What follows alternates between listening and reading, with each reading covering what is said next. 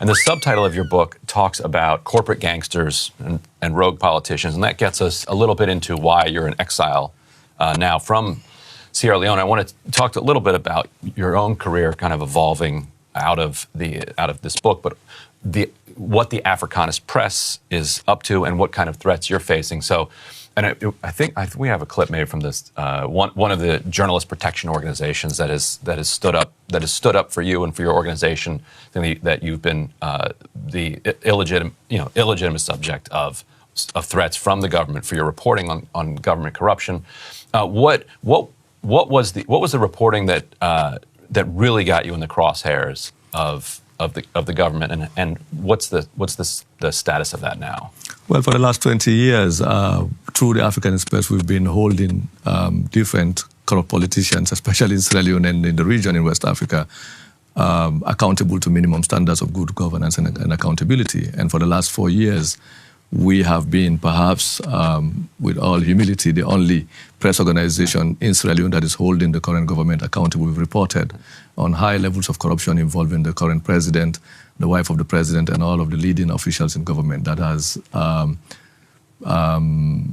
led to tremendous amount of exposed the government's facade and hypocrisy in its commitment to fight corruption. And that has actually resulted into all kinds of threats against my life, to the point that I cannot go back home right now.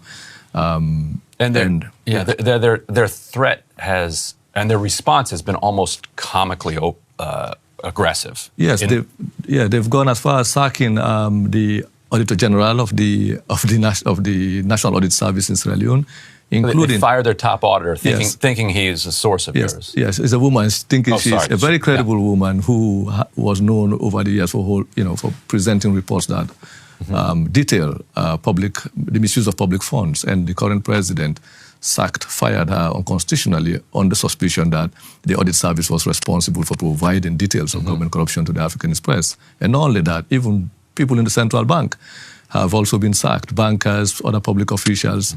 We have counted over 170 Trying to figure out where you're getting this information. Trying to figure out whistleblowers or the source of our information. Right. How many they fired, did you say? More than 170 people we've counted so far. Right.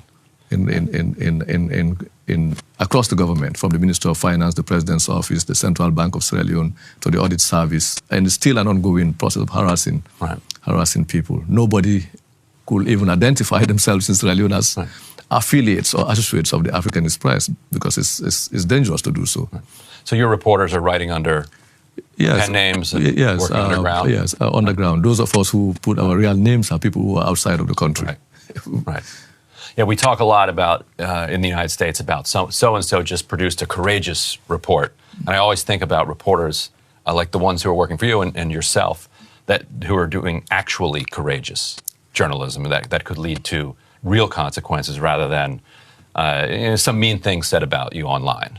Yes, that's what I've witnessed, threats coming from both sides of the political divide, from the opposition parties in parliament and also the ruling party. So you find those who support your work will only do so when they find a political interest in doing that. When you write about their opponents or you reveal things that are supposedly damaging to their opponents, they hail your work.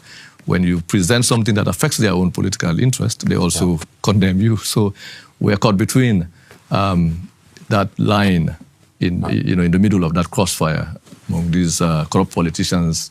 I call them two factions of the same ruling class who've divided themselves along these parties that, but they pursue the same thing: loot public funds, disregard the welfare of ordinary people, and they're not committed to uplifting society. Yeah, we have that here too. We sure do. So everybody here at the Breaking Points Network certainly deeply supportive of the work you're doing to expose this corruption. Really thank you for joining us here. And I'm glad you could be in studio. We're lucky that you were coming through town. Thank you for having me. Hey guys, ready or not, 2024 is fully upon us now. And